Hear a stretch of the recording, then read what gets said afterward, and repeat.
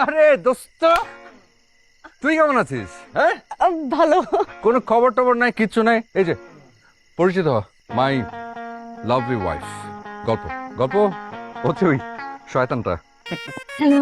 Hello. আর পরিচয় করে দিই, হচ্ছে আমার হ্যান্ডসাম হাজবেন্ড মুশকিল। মুশকিল না, মুশফিক আহমেদ। ও সরি, মুশকিল না ছিল না। তোমাকে না বলেছিলাম ও অনেক ফানি। শয়তানটা এখনো ওরকম রয়েছে, চেঞ্জ হবে না না? একটু না।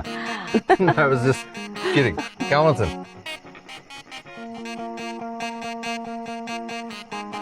স্পেশালি ওর একটা রিলেশনশিপের কথা আমাকে বলেছিল।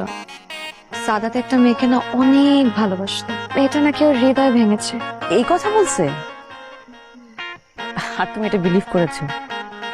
শোনো, ছেলেরা মেয়েদেরকে খুব অনেক কিছু বানিয়ে বলে, সবকিছু বিলিভ করতে হয় না। অফকোর্স বিলিভ করেছি, because I trust him. Sadat আমাকে কখনোই মিথ্যা কথা বলে না, সবসময় সত্যি বলে। সাদাত তো ভালো একজন মানুষ, তার থেকেও ভালো হাজব্যান্ড